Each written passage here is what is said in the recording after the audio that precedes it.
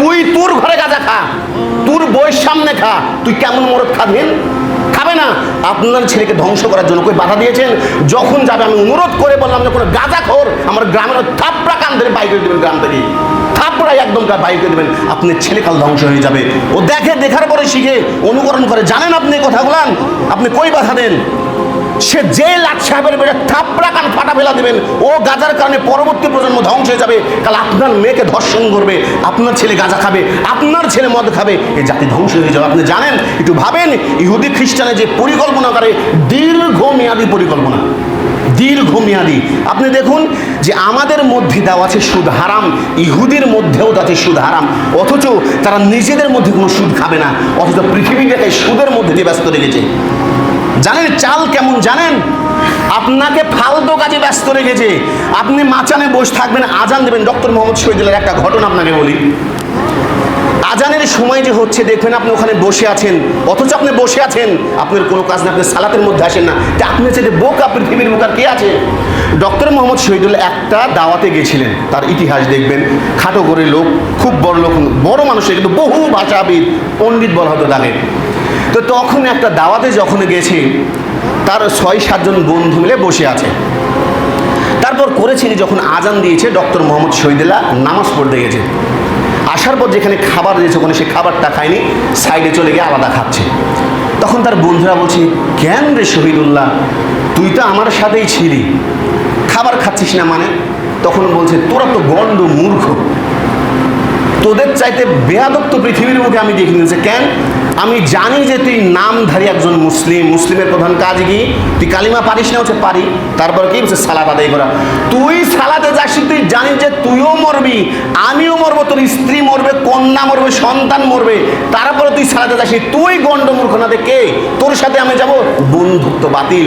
এই কথাই সূরা ফুরকানের মধ্যে আল্লাহ রাব্বুল আলামিন বলছেন, সেই দিন অপরাধীরা তাদের 2 হাত কামড়াবে আর বলবে, হাই উমুককে যদি বন্ধুরূপে গ্রহণ না করতাম, আজকে জাহান্নামে যেতে হতো না। মুসলিম জাতির ধ্বংসের ইতিহাস সর্বপ্রথম আছে মাদক থেকে। দেখুন সমাজে কি পরিমাণ। আপনি ওই ধারে যান, ওই বাগানে যান, আমার বাড়ির ওই পাশে যান, শুধু গাঁজাখোর, এত পরিমাণে গাঁজাখোর আছে, শুধু ভাবতে পারবেন না। ওর দেখে ওর ছেলেটা শিখেছে। দেখুন কি অবস্থা, দেখুন ইহুদিদের কি পরিকল্পনা। আপনাকে ব্যস্ত রেখেছে, আপনার শিক্ষা ব্যবস্থা একদম মধ্যে থেকে তুলে দিয়েছে। শিক্ষার দরকার নেই তো আপনার। আপনি যখন গাঁজা খাবেন, মদ খাবেন, ও 2 টাকা পাচ্ছে, ও শিক্ষার কাছে যাবে না, পড়ে দেখবেও না, কিছু করবে না। কি করেছে? হাতে একটা ফোন তুলে দিয়েছে, শেষ। কি ভয়াবহতা ঢুকিয়ে দিয়েছে জানেন? ফোনের মধ্যে 24 ঘন্টা আপনার বাচ্চা গেছে। বাচ্চা আপনার ইমোশনাল অ্যাটাক করে আপনাকে, বলে যে তোমার ঘরে জন্মগ্রহণ করে। ছোট বাচ্চাদেরও বলে যে আমি ভুলেই করেছি, একটা ফোন কিনে দিতে পারে না। বাপ ইমোশনাল হয়ে ফোনটা বাচ্চাকে কিনে দেয়। কিছুদিন পর দেখা যাবে বাচ্চা কাছে যখন ফোন নিয়ে আসবেন, ইমোশনাল অ্যাটাক করে বলে আমি আত্মহত্যা করবো। কত যে নজির আছে এরকম বাচ্চার, ভাবতে পারবেন না। বলে যে আমি আত্মহত্যা করবো, 2 দিন পর কি করবেন? একটা ছেলে একটা মেয়ে বাধ্যতামূলক আপনি ফোন কিনে দেন, ওই ফোন দ্বারা কি করে? ও দেখেন ও ট্যালেন্ট কি? ট্যালেন্ট ছাত্র গু ছাড়া কিছু নয়। ওই সেটা 10 জনের মধ্যে নয়, দেখুন কোনো 20 জনের মধ্যেও নয়। তে ধ্বংস মানে কি? ওই মহিলা দ্বারা, ওই বাচ্চা দ্বারা বলছেন ভবিষ্যৎ প্রজন্ম পাবেন। শিক্ষা ব্যবস্থা থেকে ধ্বংস করে দিয়েছে এই শুধু এই নেশা দ্বারা।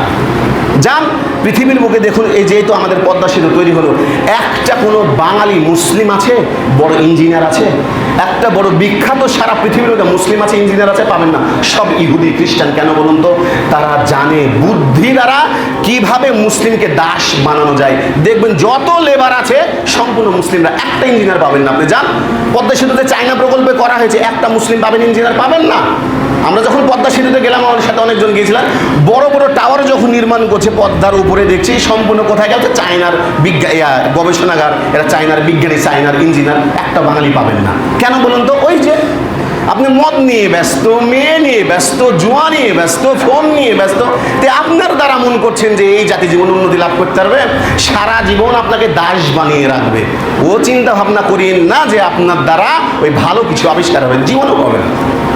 এটা আমার কথা নয়, আপনি একটু জ্ঞান দিয়ে ভাবুন তো, যে আপনার বাচ্চাটা যে সারাদিন ফোন খেলে, ছোট বাচ্চা, বিশ্বাস করে 5-6 বছরের বাচ্চার চোখে, আমার যেহেতু বলছি, ওর 900 পাওয়ারের চশমার মাথায় হ্যাঁ, ও দেখছি সাথে গেম খেলে। আমি ওর মাকে বলছি যে আপনার বাচ্চাটাকে কি ইয়া করতে পারেন না, ফোন দেন। বলছে খুব কান্নাকাটি করে। কেন? বাবা বিদেশে আছে তো, না দিলে কান্দে রে বাবা। বলছে আপনার ছেলের চোখ কে খেয়েছে? আপনি তো খেয়েছেন। বলছে থাক খেয়ে লুক রে বাবা, ছেলের চোখে এই তো আসছে 900 পাওয়ারের চশমা। বলেন ও কোনো কাজে আছে দেখবেন, যাই যে গেমস নিয়ে বসে থাকে। একটা মাছরাঙ্গা পাখি যে পুকুরে বসে থাকে দেখবেন ডালের ওপরে, ওর একটা কিন্তু উদ্দেশ্য থাকে, 1 ঘন্টা হলে উদ্দেশ্য থাকে যে আমি একটা মাছ শিকার করে আমি খাবো আমার রিজিকের জন্য। তো যারা ফোন নিয়ে সারাদিন এভাবে বসে থাকে, ওর উদ্দেশ্যটাকে আমাকে বলুন তো। অত কোনো উদ্দেশ্যই নাই। ও কি করতে পারবে আপনি ভাবছেন? ওর কোনো উদ্দেশ্য আছে? ও পড়ালেখাতে ভালো হবে মনে করছেন? ওই বিদেশি খারাপ ছবি ছাড়া দেখবে না, ও গেম ছাড়া খেলবে না। ওর কোনো উদ্দেশ্য নেই। হয়েছে একদম এলাকার মধ্যে নোংরা কিট, ডাস্টবিনের কিট, ওকে ছুঁড়ে ফেলে দেন, ওর দ্বারা কিছু হবে না। কথাগুলো খারাপ লাগছে না? এটাই হচ্ছে আমি বলছিলাম মুসলিম জাতি ধ্বংসের ইতিহাসের প্রধান কারণ হচ্ছে এইগুলা। আপনি ভাবতে পারবেন না, আপনি বাধা দেন না। আমি বলছি এখনো যদি আপনি বাধা না দেন, আপনার ছেলে বাচ্চারা ধ্বংস হয়ে যাবে ভবিষ্যতে, কিছু পাবেন না।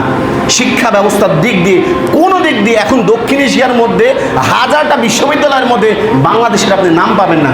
কেন জানেন? তারাও জানে যে এই জাতিকে যদি মূর্খ করা যায়, তো এর দ্বারাই মুসলিমকে মারা সবচেয়ে ভালো উপযোগী হয়ে যাবে। কেন? আপনি যখন একটা মূর্খ থাকবেন, আপনাকে একজন এসে বলছে ভাই তোকে 1000 টাকা দেবো, ককটেল নিক্ষেপ কর, তো ও ককটেল নিক্ষেপ করবে, ছুরি দিয়ে মার তাই মেরে দেবে। কেন? ওর মধ্যে জ্ঞান নাই। আর কোনো জ্ঞানী মানুষকে কেউ কিনে থাকতে পারে না, জানেন? যত দাস হবে, যত গোলাম হবে, তাদেরকে তত কিনতে পারে। হ্যাঁ, আর এরা মিথ্যা কথা বলতে বেশি পারে। যত দাস লোক দেখবেন এরা মিথ্যা বেশি উদারে।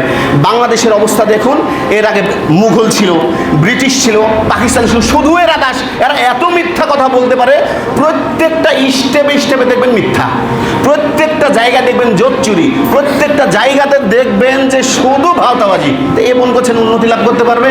শিক্ষা ব্যবস্থাকে ধ্বংস করে দেবে, আপনি কিছু করতে পারবেন না। ও আজ মদ খাবে, নেশা করবে, মেয়ের কাছে থাকবে, তো পড়াশোনার জ্ঞান গবেষণার জায়গা কোথায় পেলো? পাবে না, ওয়াল্লাহি পাবে না। দেখুন আপনাকে কোরআনের একটা অর্থ বুঝিয়ে দিই। ফিরআউন পৃথিবীর মধ্যে এমন একজন বিখ্যাত নোংরা জঘন্যতম ব্যক্তি, তার ইতিহাস থেকে বোঝা যায়। আমি বলছি কেন জানেন? কোরআন থেকে বলছি, আমি ইতিহাস থেকে বলার কারণ যে মুসলিম জাতি কিভাবে ধ্বংস হয়। ফিরআউন ছিল একজন গোর পাহারাদার। গোর মানে তো বুঝেন কবর। আগের সময় মানুষকে মমি করে রাখতো, তখন ওই গোর পাহারা দেওয়ার দায়িত্ব দিয়েছিল তাকে। তো যখন ওই সেই সময়তে যাদেরকে মাটি দেওয়া হতো, তাদের সোনা দানা গয়না অনেক কিছু থাকতো, ওই ফেরাউন ওই জিনিসগুলো নিয়ে থাকতেন। তো আস্তে আস্তে আস্তে মানুষের বিশ্বাসতা অর্জন করতো, সাথে তাকে টাকাও দিত পাহারা দেওয়ার জন্যে। মানুষের যেই কাজ বলতো সেই কাজই করতো। বিশ্বস্ততা কীভাবে মানুষকে অর্জন করে ঠকানো যায় তাই বলছি আমি। তারপর করলো কি, একদিন ওখানে একদম শয়তান, মানুষরূপী শয়তান, শয়তান 2 প্রকার, একটা জিন শয়তান, মানুষ শয়তান। তো তখন তার বন্ধু তাকে বুদ্ধি দেয় যে তুই একটা ভোট কর মিশরে, যদি তুই ভোট প্রতিষ্ঠা করতে পারিস, তাহলে মানুষের মন যদি জয় করতে পারিস, ভাববি তো একদিন রাজা হয়ে যাবে। হ্যাঁ, তাই করলো। মানুষের বিশ্বস্ততা কীভাবে অর্জন করা যায়, ভোট প্রতিষ্ঠা করার পরে সে কিন্তু সর্বপ্রথম মিশরের সাধারণ একটা পদে নিযুক্ত হলো। এই যে ভালোবাসা, আস্তে আস্তে আস্তে আস্তে করলো কি, সে আরও বিশ্বস্ততা অর্জন করলো মানুষের। তখন আবার ভোট কর তুই, করার পর একদিন সে রাজাতে অধিষ্ঠিত হলো। তখন বলছে যে আমি তো রাজা হলাম, প্রায় তো মিশরের লোক শিক্ষিত, এদেরকে সর্বপ্রথম কাজ হচ্ছে মূর্খ করা। এই মূর্খ করবি কি, 30 বছর যাবৎ একদম পড়াশোনা শেষ করে ধ্বংস করে দে। কি করে করা যাবে? ওদেরকে এক মদ ঢুকিয়ে দে না, মেয়ের ফাজলামো দে না, ওদের ওই এই কাজগুলো করবে, শেষ হয়ে যাবে। যখন এই কাজগুলো করলো, একদম মিশর জ্ঞান শূন্য। তখন ফেরাউন বললো আমি আল্লাহ। হ্যাঁ, মানুষ ভাবে ও তো খেতে দেয়, পড়তে দেয়, এই তো আমার দেবতা। ধ্বংস কিভাবে হয় দেখুন, সেই তো আমার আল্লাহ। মানুষ তখন আল্লাহ বলে তাকে দাবি করতে লাগলো।